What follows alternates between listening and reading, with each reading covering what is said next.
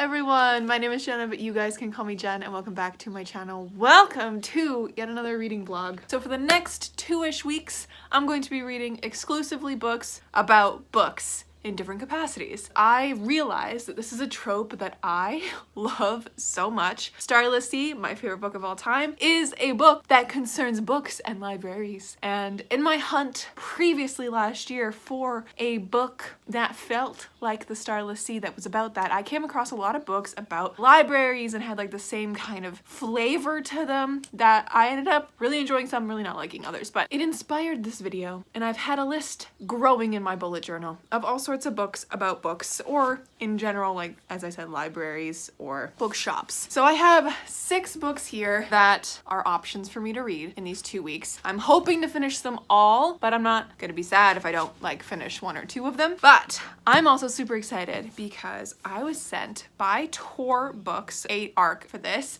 and I'm so excited to get to it, and it is called Library of the Dead by T.L. Huchu. This is a fantasy book that sounds like the fantasy book of my dreams. So this is one of the books on my TBR that I'm most definitely going to get to because this comes out on June 1st. So when this video is going up within the week, so you guys better go run and get your copy because I am so excited about this and you guys should be too. Okay, so this is about Ropa, who dropped out of school to become a ghost stalker. Now she speaks to Edinburgh's dead, carrying messages to those they left behind, and it seems harmless enough until that is the dead begin to whisper that someone's bewitching children, leaving them husks empty of joy and strength. She feels honor-bound to investigate, but what she learns will rock her world. Ropa will dice with death as she calls on Zimbabwean magic and Scottish pragmatism to hunt down clues. And although underground Edinburgh hides a wealth of dark secrets, she also discovers an occult library, there we go, a magical mentor, and some unexpected allies. As shadows lengthen, will the hunter become the hunted? The adventure starts here. I am so excited about this, and I cannot wait to read it. So, Library of the Dead is number 1 that I'm very excited to get to. Now, the next one here that I have on my little TBR for this video is The Bookshop of Yesterdays by Amy Myerson. This one is a little bit more of a woman's fiction, lit fic type of style. I don't believe it's quite in the romance genre, but it is about a woman who inherits a beloved bookstore and sets forth on a journey of self-discovery in this poignant debut about family, forgiveness, and love of reading. I've had this on my shelves for a long time too, so very excited and completely different from the fantasy book before. I also have another kind of literary fiction one that is The Little Paris Bookshop by Nina George. I have started reading this one previously and I was really interested in it, but I put it down, which happens so often for me. If you guys were the books on my bookshelves, you would understand. So this one is about Monsieur Perdu, is a literary apothecary. From his floating bookstore in a barge on the Seine, he prescribes novels for the hardships of life. Using his intuitive feel for the exact book a reader needs, Perdu mends broken hearts and souls. The only person he can't seem to heal is himself. He is still haunted by heartbreak after his great love disappeared.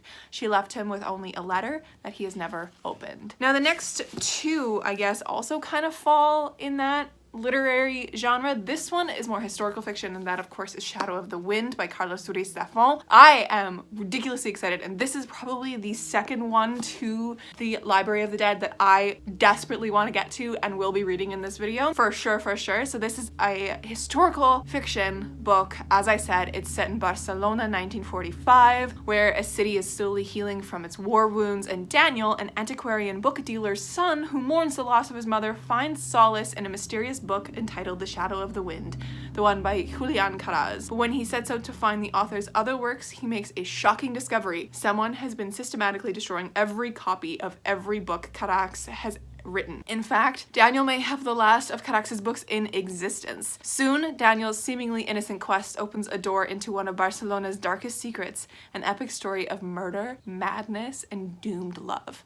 So, I'm excited. This one is centered more around a specific book. And then this one here, The Midnight Library, is a little bit more of a fantastical read because we have, if you guys don't know anything about The Midnight Library, even though it's been burning up on the internet recently, it is about Nora who attempts suicide right at the beginning of the book, and she is given basically a second chance or multiple second chances. So it's about a library that's between life and death. I've heard this is really poignant. And again, it's more about a place rather than a book specifically, which is fine. We're going on to the library theme with that one. And then I also have, last but not least, a middle grade. It's called The Emerald Atlas by John Stevens. The book's a beginning. It's about 3 small children who are chased from their home by the forces of a merciless darkness. 10 years later, Kate, Michael, and Emma are no closer to the truth about what separated their family. The answer lies in an enchanted atlas. So on the front it says, an ancient book, an enchanted world, and a journey through time. So I'm very excited to get to this one too at some point, hopefully. And I've gathered all these books because they all kind of dabble in various genres and various like literary styles, of course. It is currently May 5th and I'm going to be starting probably in the next few days, and we're going to go for about 2 weeks long, and we're going to see how many books that I can read in this video that are about books or bookish places like a library or a bookshop. And I'm very excited, so I hope you guys are too. Let's get this video started. Hello my lovely friends, happy Thursday. I'm popping in because I decided to start reading for this video early. Just a little bit earlier because I was very excited, and I posted a poll on Instagram and was like, you guys help me pick my first book for this vlog that I'm doing, and you guys came in clutch, amazing, awesome, and picked The Library of the Dead for the first one. So I started a little bit last night. I was watching Critical Role, trying to catch up on, or trying to get into Vox Machina Campaign 1, and it was midnight, so I was like, oh, I should probably read a little bit of this just to get a flavor, and it was physically hard to put this down and go to sleep once I started. Literally from the first page, we are dropped into this world that is so interesting, and we have an incredible narrator. Like, I can hear her accent in the like introspection parts, like in the narrative. I can hear her accent, and that is incredible. I don't know what TL Huchu is doing, but it's impeccable. I'm on chapter 3, so literally on page 14 because it was 12:30 at night and I needed to go to bed to sleep. But I'm so excited to keep reading this and to kind of see. But literally the first scene is our main character, Ropa, walking into this old mansion and basically performing a ghost exorcism from the house. And there's a line in it that made me giggle. I mean, there's been a few.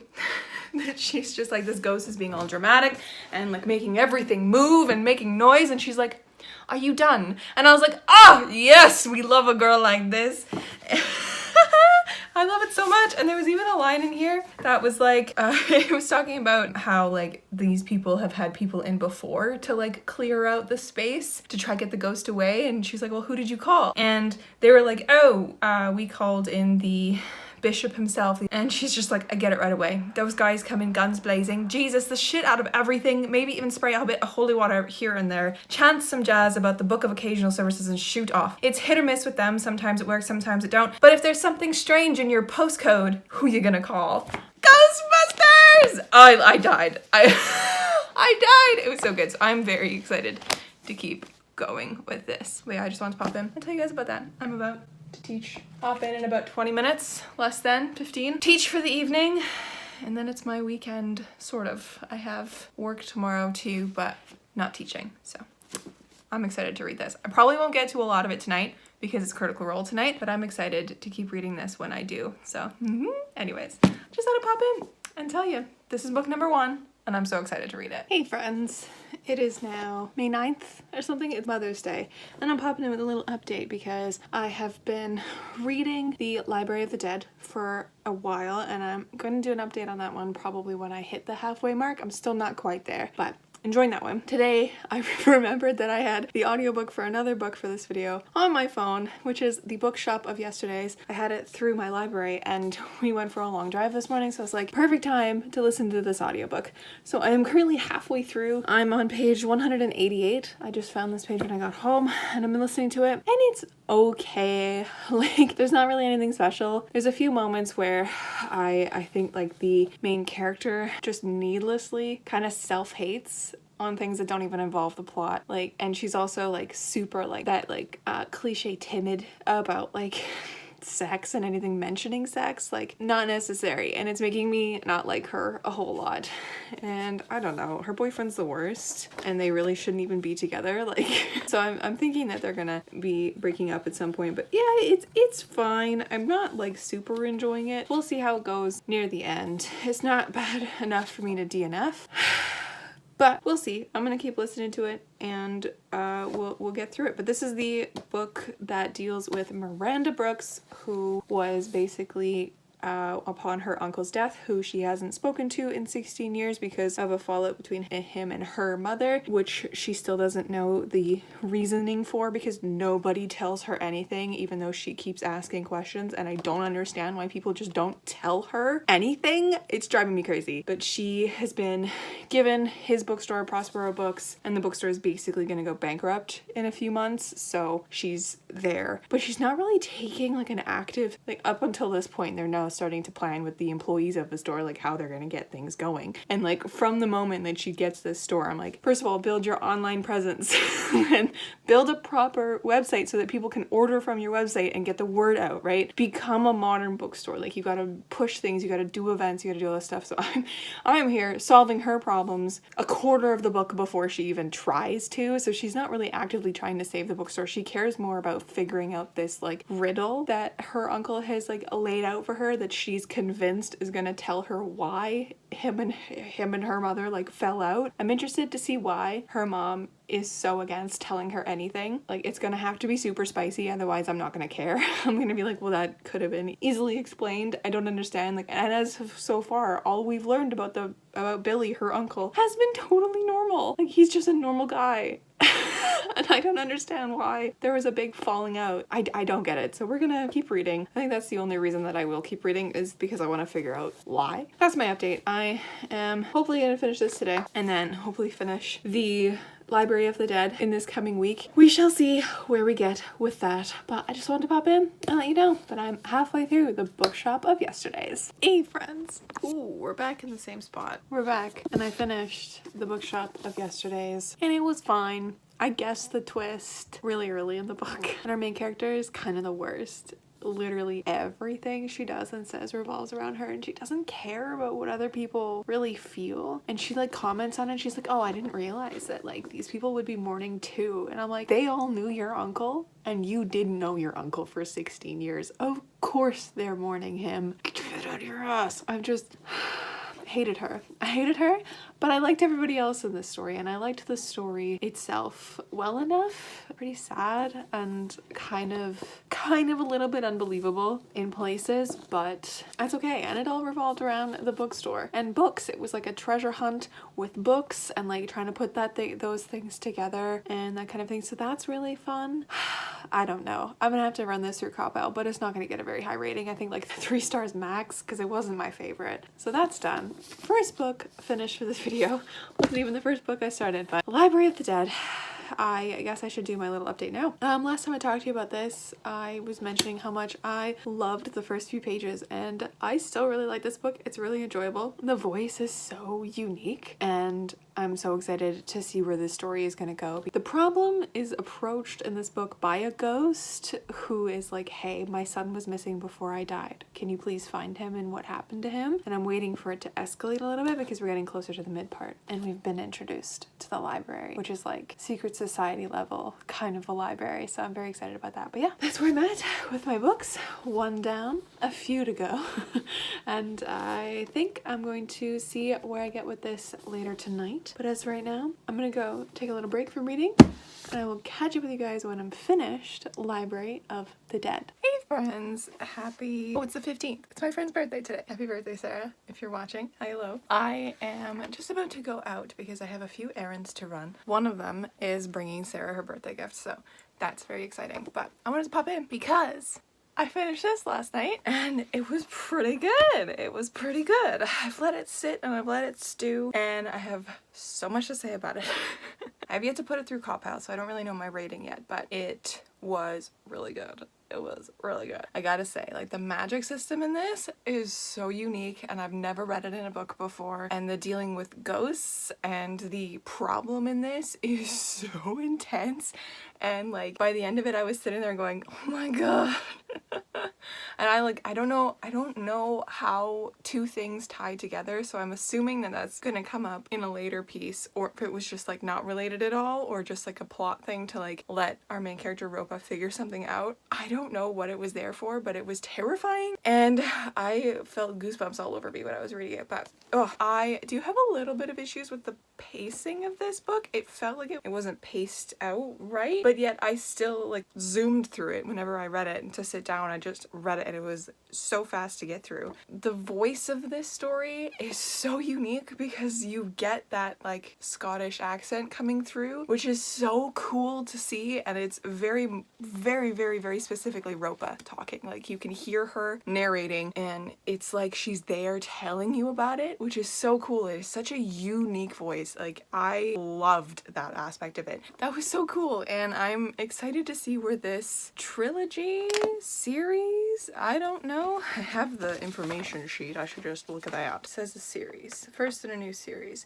which is really cool because it deals with ghosts. It deals with really intense villains in here and some really creepy stuff. I do also have to say that the Edinburgh crafted in this, I don't know where to place it in time, because it feels at times almost like Victorian era, but then we have like modern things like caravans and cell phones and things like that. So I'm thinking maybe it's like somewhere in the 90s and the 2000s. I'm not really even sure, or if it's just completely set in its own world, because that kind of unsurety makes it feel magical in its own, like you're not really sure what to do with it. It was really good, and I can't wait to throw it through Copile and see what other people think of this book, because it's really, really good, and I think you guys should all pick it up if you're at all interested. And the library aspect of it was really cool because there's like this secret society library underneath a graveyard in the middle of Edinburgh that Ropa's friend Jomo works at. His father, I guess, also works at it, which is really fun, and it like comes into play because there's also like magic being learned, sort of, and she meets Priya there, who's awesome, and she's in this like, she's so good at magic and she's in a wheelchair, and there's this one moment where there's like a car chase between a car and a wheelchair, and it's really fun. Also terrifying because it's also terrifying, but really fun. I really like Priya, she's awesome, and I like Jomo too, but we didn't see enough of him to really get a good grip on the character. So I think as we go into book 2 we're gonna get that like trio badass feeling of it, which is awesome. And I really liked Ropa and her grandma. I really liked it. The characters were so good, and I have so many questions which I think is going to be answered in the series, so that's really awesome. But I also then picked up at like 11 o'clock last night the Emerald Atlas. So I picked this up because it just was calling to me, and I read like the prologue just to see, and I ended up reading 114 pages, and then I was like, oh my god, it's after 12, I have to go to sleep, I gotta do stuff tomorrow. So really enjoying this. This has gripped me and I'm loving it. So I'm gonna be reading this, and then after that Shadow of the Wind, and then I have 2 others on the go.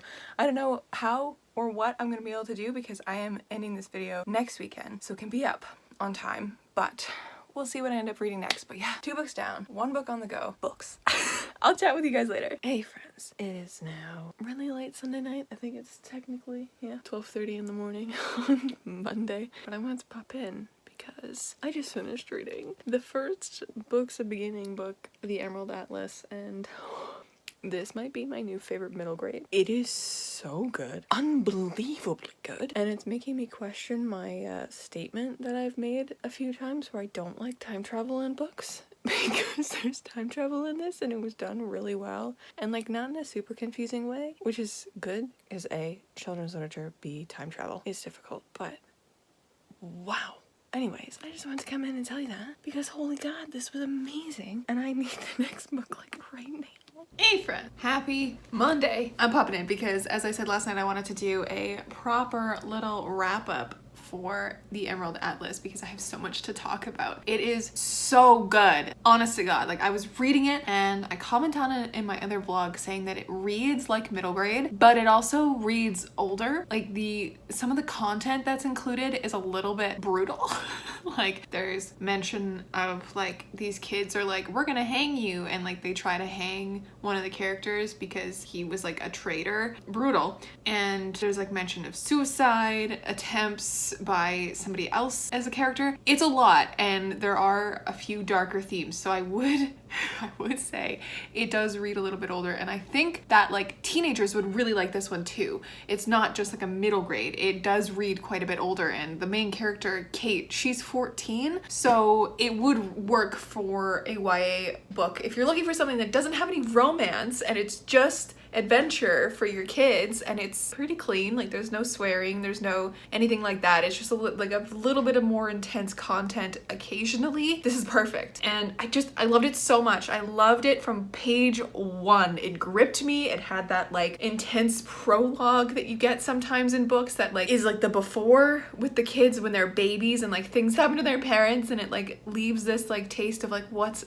going on in your mouth. And by the end of it, I still have questions, and it's making me want the next one like right now. I just ran it through Compile. It is a 4.5 star. It was so good. And it deals with time travel. So it's about Kate and her 2 younger siblings, Emma and Michael, and they are orphans. They don't think they're actually orphans. They just think that their parents are like, they just kind of left them behind a little bit because of something, like Kate knows that they're alive kind of a thing, but they've been living in an orphanage or various orphanages that keep getting like tossed around for the past 10 years. And this book starts with like their last chance before this lady who runs the orphanage basically ships them off to a new one. They get shipped off to the new one, and it's a orphanage in this place that nobody knows what it is. Like they ask around and they're like, that's not a real place.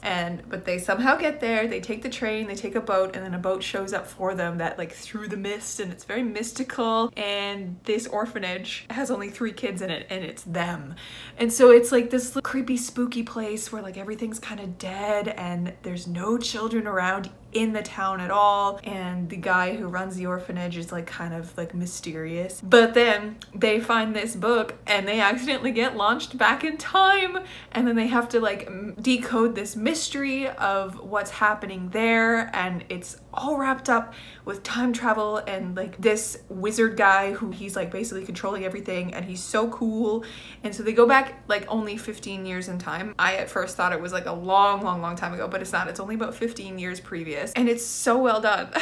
And I couldn't put it down, and I just had to keep reading, and it's so good. And like it has been so long since I've come across a book that has characters make really tough choices and stick to these choices and like basically betray everybody else in these choices, but in the long run it's because they like want to do the best for their family. And it's just so good, and it's so like familial. It was fantastic, and I need the next one like right now, so I have like an Indigo order that I'm just like hovering over the purchase for because it's a lot of books in the order. Anyways, I just want them, and I want them now. I want to read them and love them. Oh, so good. God, it's just so good. Like Kat, you're amazing for recommending these to me. Honestly, Kat, thank you so much for recommending this for me, because I wanted this feeling of like, I need the next one now. I'll catch up with you guys a little later when I decide which book I'm gonna read next. Hello friends, it is a little bit later. I am in between students, so I thought I would go downstairs and grab the next book I'm gonna read for this video. And I think it's time. It is finally time to read Shadow of the Wind. I'm ready. I am ready for this baby. I'm so excited. Oh my goodness. Okay, but yes, we're gonna jump into this one, and I think I'm gonna read a little bit now because, as I said, in between kids, I have a little bit of a break right now, and then I'm gonna continue reading it tonight. Oh, I'm excited. Shadow of the Wind is next by Carlos Ruiz-Zafón. So this is the one, I think this is also like a series, but from what I remember that I described it as at the beginning of this video, it has murder, it has love, it has betrayal, and it's all around this one guy's book, and this boy who might possibly own the last remaining book by this guy because everybody else is like systematically destroying the books. I'm so intrigued. I'm so ready. We're gonna start this. Hello friends. It has been a fair bit of time since I last chatted with you, and we've officially come right near the end of my own personal deadline for this video. It is currently Sunday, and thank God this weekend is a long weekend because I'm pushing this another day so that I can finish The Shadow of the Wind by Carlos Ruiz-Zafón. I am 297 pages in, and I've been reading this all afternoon. I have pawned an audiobook off my friend so that I could listen to it as well as read it because I just wanted the full experience, and I have been annotating as I go, and I'm really enjoying this book. Really enjoying it. So we will see how this mystery keeps entwining itself and keeps going. But as of right now, I'm going to take a break because, as I said, I have been reading it all day, and I'm hoping to finish it tomorrow because it is a long weekend, so I'm hoping to knock off that list a little bit tomorrow and really enjoy it. But okay, so far we have Daniel, who is a lovely little boy at the beginning of this book. He's a little 10-year-old boy who gets taken to the Cemetery of Lost Books, which is a very secret bookstore or library, I guess. It's called the Cemetery of Lost Books, I think. Cemetery of Lost Books? Cemetery of Forgotten Books. Yeah, Cemetery of Forgotten Books. That's what this whole series is called. And he gets to pick out a book, any book, and so he spends like half hour perusing, and he finds a book called The Shadow of the Wind, and he knows immediately that's like it's the book has been waiting for him. He takes it home and he reads it until morning, and he becomes entranced with it and obsessed with finding out who the guy is, the Julian Caraz who wrote The Shadow of the Wind, and wants to read more of his work. But he finds out the next day that Julian Caraz was like a super unpopular author and there's like no other works by him, and he kind of gets dragged into this a few other people's lives, and time moves on, and then eventually he gets approached by this really creepy man who is like really badly burned. Like he's described as having like his face like leather. He wears like a hat like to cover his face and everything, and he smokes, and he has like he just carries a smell of burning paper wherever he goes. And he gets approached by him on the street, and the man is like, I want that book. I want The Shadow of the Wind. Danielle is like, why? What you gonna do with it, buddy? And the guy basically says that he's gonna burn it, which is the only thing that should happen with that book, which like terrifying. So he has this like shadow man following him, basically wanting to get all the copies of Julian Caraz's books and burn them and destroy them. And so alongside that, he's also trying to figure out the life of Julian Caraz and like discover who this man is. And so this whole book is just him trying to figure out that and getting wrapped up in the lives of the people who might know and who knew him. And it's just this wonderful, delicious look at life at this time, and I'm really liking it a whole lot. I've been talking for a while, so I'm gonna update you guys when I'm done. Hi friends, happy Monday. Happy Victoria Day. It's a holiday today.